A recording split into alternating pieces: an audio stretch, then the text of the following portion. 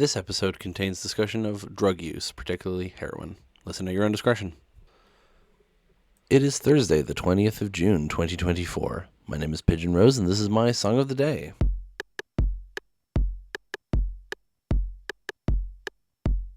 So today, we're talking about a band called Violent Femmes. Not The Violent Femmes, Violent Femmes. And I probably first heard them. Their song Added Up was in Tony Hawk's Underground 2. If this is the first mention of the Tony Hawk games on this podcast, I would be shocked. I got into a lot of music through those games, and their song Added Up was on that game, which is a great song, and I might talk about it here, but I don't know. We'll see. I also, at the time, would have heard Gnarls Barkley did a cover of their song Gone Daddy Gone, which I didn't realize was a cover for so long, but their original is really fucking good, actually. I do like the cover as well, obviously, but the original is great. But this song that we're talking about today is Blister in the Sun, which is probably their best known song, and I definitely would have heard, it's played on the radio a lot, it's in TV shows and shit, so I probably heard it before I heard Added Up or Gone Daddy Gone somewhere, but it was not the first one I focused on. And then I remember my brother bringing it up for some reason, and I was like, oh yeah, I do know this song. Oh, this is a great song, actually. Yeah, I have a feeling, actually, now that I'm thinking about it, I feel like it was featured in some ad campaign at the time, and that's why we were talking about it.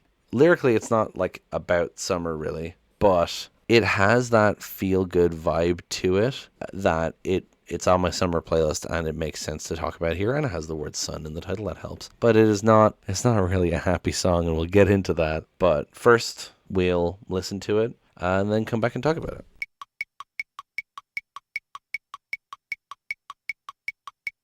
Man, I haven't actually listened to that song in a while, but the whispering section is so interesting. Anyway, this song, it's got that riff, the doo doo doo doo doo doo doo doo doo doo.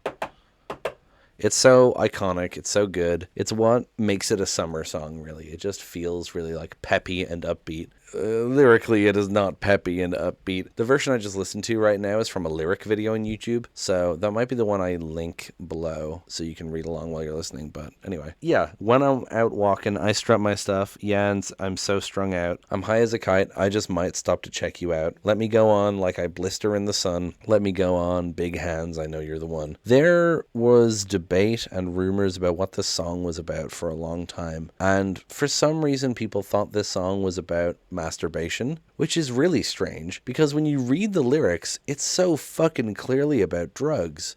Strung out is a phrase to mean on drugs. High as a kite is a phrase to mean on drugs, It's not subtle about it at all. So if you're doing any level of lyrical analysis and you land on masturbation and not drugs, you didn't read the first fucking verse. It's so weird. The line here about blistering in the sun is a strange line. It's such an unpleasant image. Someone on Genius said that it's referencing their addiction growing and festering and eventually popping, which makes sense to me. Big hands, I know you're the one, is a strange lyric as well. Apparently, Gordon Gano, who's the singer here, said in an interview on VH1 that, he had a crush on this girl in high school and she made fun of his small hands, and that's what that's referencing. That's a story that he told on VH1, though. It's not necessarily reliable, but it's funny. Apparently, drug dealers are referred to as big hands, according to Genius, so that would make more sense, because heroin users can, their hands can swell up, and the song is specifically about heroin, so, again, that makes more sense. So, apart from talking about this song apparently being about masturbation, Gordon Gano, apparently some people told him that they thought the song was about God, and he was like, oh, big hands, yeah, that's great, that's interesting. Big hands being God, right? Anyway, verse 2, and I assume this is where the masturbation thing comes from. Body and beats, I stain my sheets, I don't even know why. My girlfriend, she's at the end, she is starting to cry. Yeah, stained sheets, sure, that would refer to cum, right?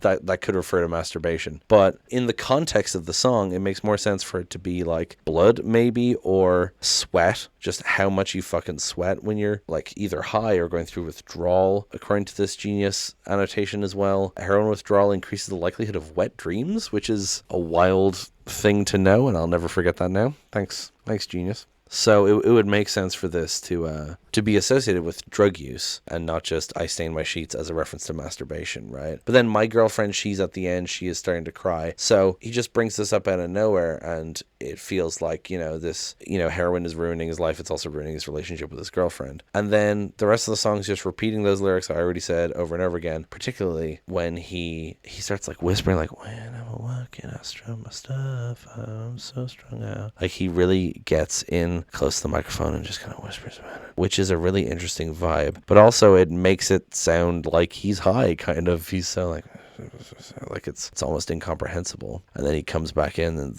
let me go on. I have a specific quote here from Gordon Gano. He says, I don't think there's a whole lot to understand with the lyrics. In fact, it was maybe 10 or 15 years later when somebody was asking me about that song and said something like, well, you know what that song's about? I'm like, no, what are you talking about? Well, everybody knows you wrote it. I'm like, what? And they told me the song was about masturbation. I had never thought of that.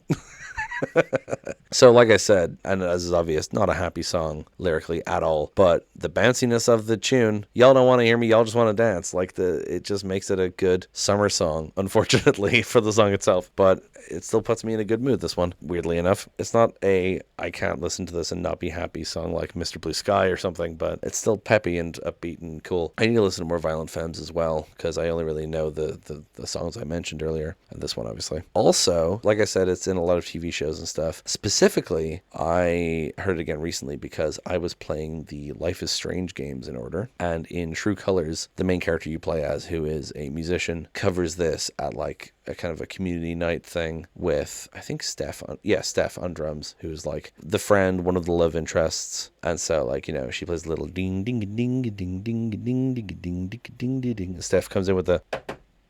That's actually one thing that the song does. It might not always put me in a good mood, but it does the thing that like the Friends theme song does, and like Radio Gaga, where you hear it and you can't not participate in the clapping. And it's not clapping on the album, it's snare, but the can't not join in with that. It's great. Anyway, this version, there's a great cover of this song by MXM Tune, who does the singing voice of the main character of Life is Strange True Colors, Alex Chen. Yeah, it's a great cover by her in that game, which kind of reminded me like, oh man, fuck, I love this song. It's great. So yeah, I know a weird one to bring in this summer week, but just a great song, and I wanted to talk about it, and that's what this show is for. So eat my ass. Like, I do what I want. Thank you so much for listening. Please leave a like, leave a comment, subscribe, tell your friends, tell your enemies, tell your long-lost lover, tell your brother. I don't know why my outros are like this. It's just how it's going. So tell whoever the fuck you want to tell, as long as you don't tell anyone. Call me whatever you want. Just don't call me late for dinner. We'll be continuing on with more summery vibes tomorrow, and I will talk to you then. Break it down.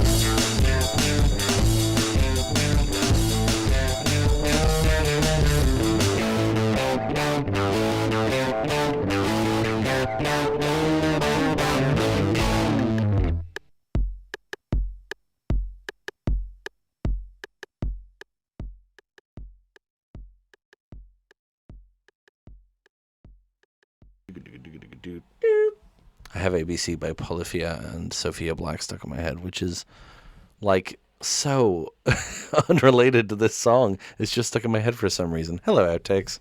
This is the first thing I'm recording in this episode. And hold on, I have to slander Will on the Discord.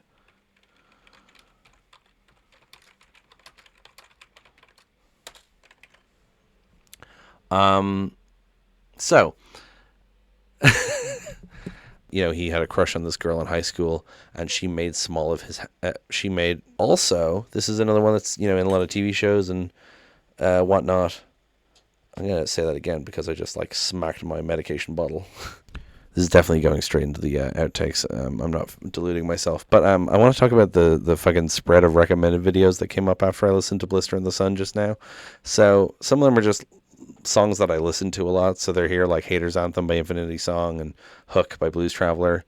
But also like Flagpole Set Up by Harvey Danger, Hey by Pixies, fucking Pepper by Butthole Surfers, Naked in Manhattan by Chapel Roan, Santeria by Sublime. What a strange mix of things. Anyway.